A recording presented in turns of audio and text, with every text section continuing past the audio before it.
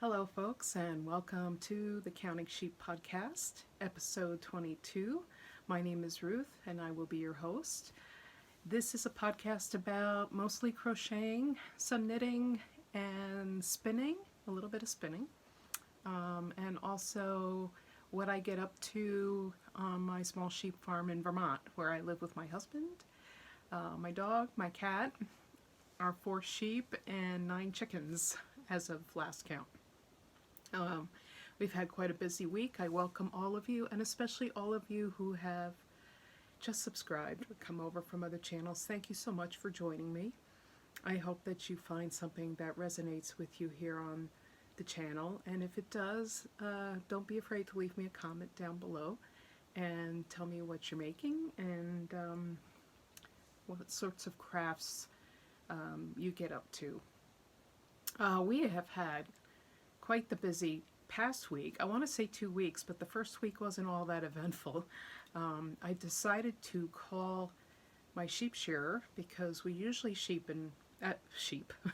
we usually shear our sheep in March because the mill that I was using has us in kind of a queue, and so I needed to always get my fiber up to her kind of by the end of March, which means even though I only have 4 fleeces, there's some prep work involved before you actually send them off to the mill. However, my mill closed back in December, and I had scrambled to find another mill. I did find one that is going to take my fleeces. I always worry because trying to find another mill is it's kind of a dicey thing because you do need to get in their queue, and sometimes there can be quite a waiting period for that.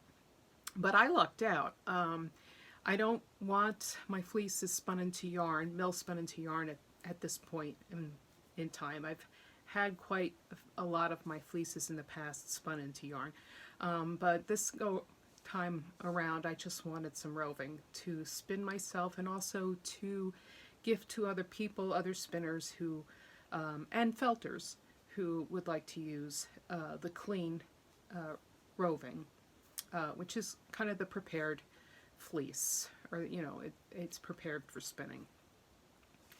But anyway, I did find a mill in Maine that was going to take my fiber right away, which I thought, wow, that's great. So, and that is Catawampus Farm, and they're over in Minot, Maine. So, yeah, my shearer came out on the first day of spring, and then the temperature dropped after that, and then we got 2 feet of snow 2 days ago, over the weekend. Don't worry about the sheep. They're doing fine. They're actually in the barn, which is probably a good place for them to be. Usually they're out and about, but since the snow depth was so high, they've decided not to venture out. So, and that's okay for the time being. They will eventually make their way out into the snow because that's just what they do. But for now, I'm content with them being a little more confined so that they can make the most of their collective body warmth. They are doing well, though. No worries there. I do shear kind of early in the spring, but there are people who shear even earlier than I. So it kind of is the way of the world up here in New England is to get the fleeces off before you actually send the sheep out onto pasture. Granted, we probably won't see green grass at this point until the end of April, but anyway, it's just better to get the fleece off of them, especially if you're lambing and that sort of thing. But anyway, all that to say is we've had quite an eventful week here, and we've had to move snow in every way, shape, and form there is. Plow truck, shovel, and also snow blowing. My husband's been doing all 3 as my lower back can only take so much. So So kudos to him for doing all that work. And then in the middle of that, our furnace started leaking. It was actually, I had gone down into the basement and was smelling antifreeze. So it was leaking at a pretty good clip, and I did get a hold of my plumber, but he was like somewhere else, like in another state. So I called my oil company. They came out straight away and fixed the problem. So that's good for a Sunday morning. So Sunday morning shenanigans here at the farm. But we all got through it, and so yeah, that's how life is in Vermont in the wintertime. You never quite know what you're going to get. So got to be prepared for everything. So yeah, this past week has just been busy. But here I am, and hopefully I can show you some things that will inspire you, and yeah, so we're going to get right into it. I do have a finished object to show you all, and that is my Laurel Henley. Let me get it over here. This is by Tinderbox Designs, otherwise known as Courtney Clark. She is Canadian. She has quite a few crochet patterns on Ravelry, as well as her own website. She goes by Tinderbox. I think it's ilovetinderbox.com. So here it is. I got my little label in here already. But yeah, I worked very diligently on this to try to get the sleeves done. And I didn't wear it today because this yellow is just tending to blow out the camera. And I didn't want to spend the whole podcast blowing out the camera. So, but I will be getting a lot of wear out of this. This thing fits wonderfully. Yeah. So just wanted to share that with you. These buttons, I will put the name of the maker of the buttons on the screen, as I once again forgot to bring the information up here. I think it's Rose in Wood Designs, and they are on Etsy. As I said, this is the second set that she sent out because the first set of buttons that I had ordered got lost in the mail somewhere. They're still lost somewhere. They're in that twilight zone of postal service somewhere. But yeah, she sent out a whole other set for me, and I was ever so grateful. I think I bought it in a lot of 20, so I have 16 buttons left to do something with. So yeah, it's got a little tree of life on there, and yeah, really loving this. Highly, highly recommend. I don't have the actual pattern page up here, I don't think, but I want to show you. This is actually her DK version, and it's a little different in that it has some ribbing on the top there. And this one's called Olive Henley. And I bought yarn to make this when I was up in Maine. I think I showed it already. And yeah, so I'm not sure whether I'm going to make another Henley or another DK sweater of Courtney's. Jury's still out on that. So yeah, it took quite a while because it's fingering weight. This is made in Jagger Spun, and it's their sock, and the colorway is lemon, and this is the information right here.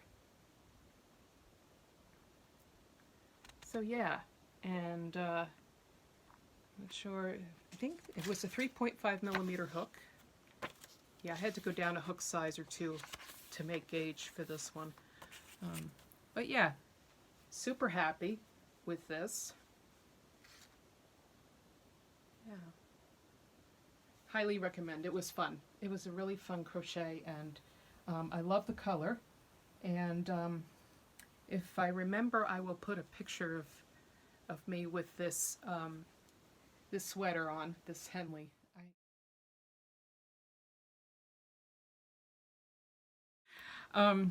So that is my finished object. I have another one coming up in a little bit, but I want to get to my whips first.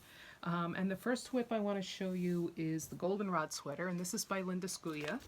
And I showed this to you before in the last couple podcasts.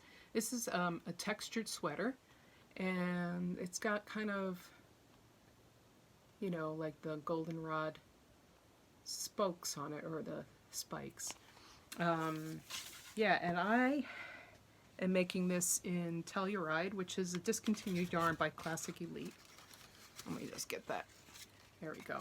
And this is the ball band here. It's a alpaca, linen, and donegal mix of fiber, mostly alpaca. It's 82% superfine alpaca, 12% linen, and then the rest of it is donegal. And I had bought this yarn for another project, and just fell out of love with the project itself. And here's, I think before I got to the armhole split, or the arm split, and then this is the front. I decided to mark the front because it is a little bit different from the back.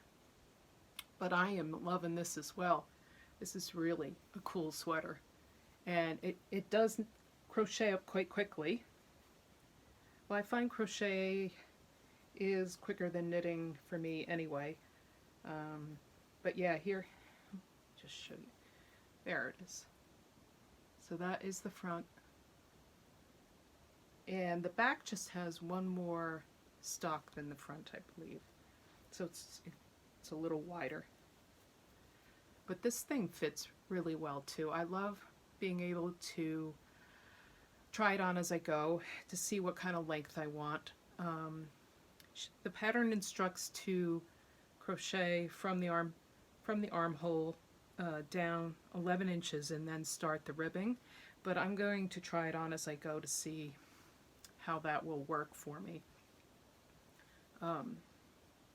Only because I tend to like a shorter sweater as of late. It just looks better on my shape. So yeah, really cool. I just want to make sure I told you everything. I think I did. Yep. And this is the hook I'm using. I think this is a 4.5mm hook. And yeah, some little popcorn baubles there. I think she calls them that. I mean, every pattern calls their little raised stitches differently. I think, oh, she calls it a puff stitch. So yeah, these are puff stitches here. Yeah, very cool. So yeah, that's coming along. I'm hoping to have that pretty much done by the next time. And I think I showed her book to you the last time, but yeah, she has a new book out, fairly new, with a whole bunch of sweater patterns in, and her specialty is texture. So if you're into that, go take a look. So all right, my second whip I don't have with me here. I left it downstairs only because I didn't want to spend the time to show the Jean-In, which is a design from Morit magazine issue 3, because I haven't made a whole bunch of progress on it. I'm still kind of plodding along with it, still enjoying it. It's a Tunisian crochet sweater, and I don't do a lot of Tunisian crochet. I don't know why. It's a very enjoyable technique to me. So in the future, I'd like to get more going with that. But that is a pattern by Abby Maid. Like I said, Morit number 3, and it is actually a round neck pullover that has bobble stitches in it. And it's totally up to you where you put the bobble stitches. So there's some creative endeavor within the sweater. So yeah, I will show more of that the next time, hopefully, and I'll get more done on that sweater itself. So, but just in time for spring and Easter, I think I told you last time I had participated in a Zoom meeting with Carrie Lord of Edward's Menagerie. It's a series called Fiberside Chats instead of Fire. I don't know if you just heard that. That's a whole bunch of snow coming off the roof. Makes quite a noise. Yeah, so Fiberside Chats, and it started during the pandemic, and the yarn store that started it is out in Colorado. It's, yeah, Longmont Yarn Shop. And so this was several weeks ago. Carrie Lord is a British designer of small animals, and she has a book, several books actually, I should say. She has several books, and this is just one of them. And at the end of that particular Zoom meeting, she gifted all of us participants the pattern for the Emma Bunny. And of course I already had it, but you know, because I have the book, but I just wanted to show it to you again. So this is the Emma Bunny, and I made my own Emma Bunny, and I just want to show you my Emma Bunny.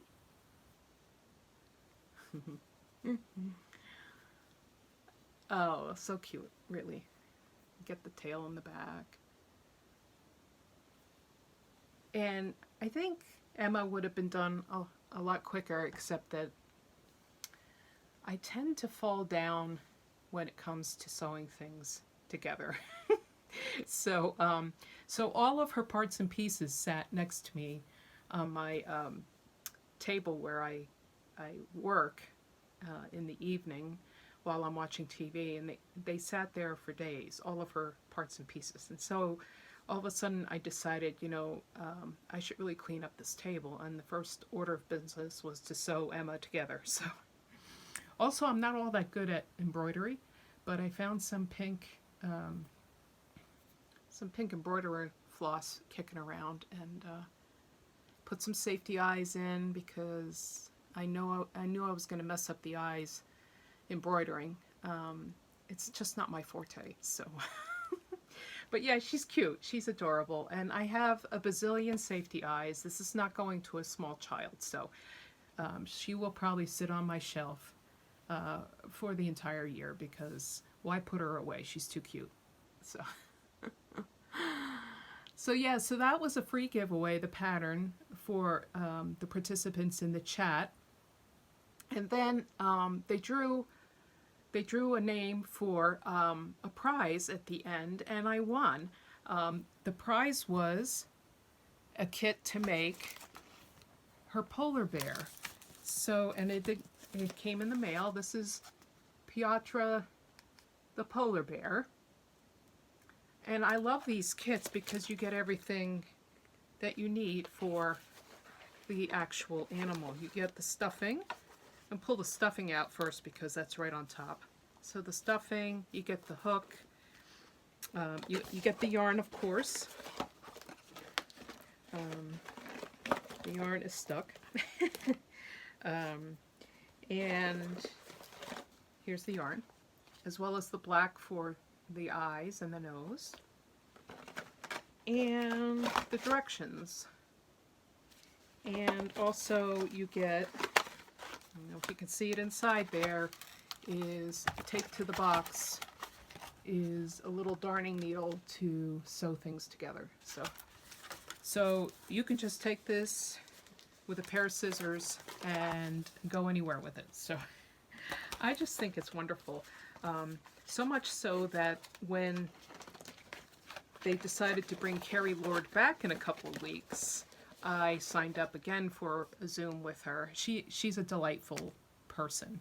And of course, they wanted you to buy one of her kits so you can make along with her. And I bought, and it's on its way, Morag the Highland Cow. And this one is a little more in depth. It's a little, it's for, you know, anybody who knows how to crochet, but as you can imagine, a Highland cow has all the long hair, and so the technique for making the long hair is a little more,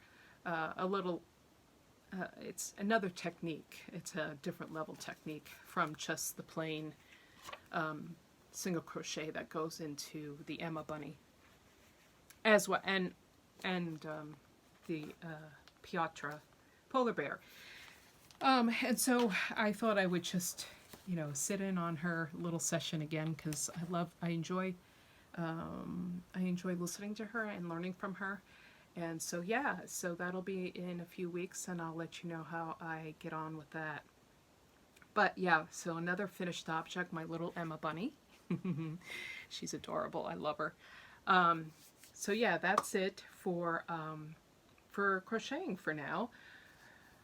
And I neglected to say at the beginning what I have on as I'm going into knitting. This is a knitted sweater, and this is called Mariah's Wildflower Cardigan. It is a Green Mountain Spinnery pattern, and I made this ages ago. The pattern is available on Ravelry, but it's also available in this book. So the Green Mountain Spinnery knitting book. This is their first book that they came out with. They do have a second one, but let me stand up. At the time, and I did use their yarn at the time, so yeah, it's very kind of a textured, these little flowers that are on the cardigan. Yeah. And it's cozy. It's very cozy, as it is. All of the yarns from Green Mountain Spinnery are cozy, and they are about 45 minutes south of my farm, and they do not only their own spinning, but spinning for farms of New England. So yeah, I just wanted to mention that. I always want to say something about what I'm wearing in the beginning, but then I tend to forget. So, all right, knitting, on to knitting. I want to give you my ranunculus update. This is a class I took with Pam Grushkin. The class is now over. Yeah, I think the last one was last week or the week before. Anyway, we are making a ranunculus, and I want to show you mine. I think I did show you last time. I've got the body done, and now I'm working on the sleeve. So here is the whole thing. Let me get that down. All right, so that we're not tearing out. No, it wouldn't be unraveling because I have it pretty much. So yeah, this is how far I've gotten with the sleeve. I mentioned that, I mentioned before, and I did mention it to Pam, that I was interested in making elbow length sleeves. But having tried it on, I decided that since I had way enough yarn, I have this, and I also have another skein left of Hope Made Yarn Co. yarn. This is an independent dyer from South Jersey, New Jersey. She's in Seaville, New Jersey. I tend to say Jersey because I'm a Jersey girl. I'm originally from New Jersey, so. And this is an 85% superwash extra fine merino and 15% nylon. It's a 4-ply DK. So 100 gram skeins. Wonderful dye jobs she does. And this one's called Sweater Weather. And so yeah, and I've been trying this one on as I went. So I got the length I wanted here. This is twisted rib down at the bottom, and then I did a surprisingly stretchy bind off, I think by Jenny, on the bottom. And it is quite stretchy. It's nice, so it doesn't bind. And then, so now I'm just kind of keeping track of my row count over here on this sleeve so that I can do the same thing over here. This does end up in a I-cord bind off, so that should be interesting. Yeah, so that's where I'm at with the ranunculus. Just so you know, I wasn't going to make a ranunculus because I tend to not go with the flow, or not go with what's popular, but just to show you what it looks like. That's kind of, sorry about the black and white. Yeah, and you can make it in any weight yarn, from lace weight up until I think Aran weight. yeah, so as long as you're getting gauge, there you have it. So yeah, it's so pretty. Yeah, enjoying that as well. It's just now round and round and round on the sleeves. And yeah, should be well done with that pretty soon. Just want to make sure I said everything about that. And then one more thing I wanted to show you is the halftone. This is a sweater by Kim of Indigo Knits. So there's hers. So as you can see, dark color on top, light color on the bottom. There are different colorways for this. I chose, J&S, which is the yarn that the designer used. And it is a fingering weight yarn. Here is the label for J&S. And this blue color that I'm using is FC37 mix. And I just divided for the sleeves, and I am going, the next row is color work. So just want to show you that. It's kind of a, show you in the ball here. It's a blue with some undertones, some pinkish undertones to it, but not too many. And I thought it would look good with jeans. And then the bottom color, which I'm about to start, is 203 if I'm not mistaken, and I have this in cone. So that's that nice gray.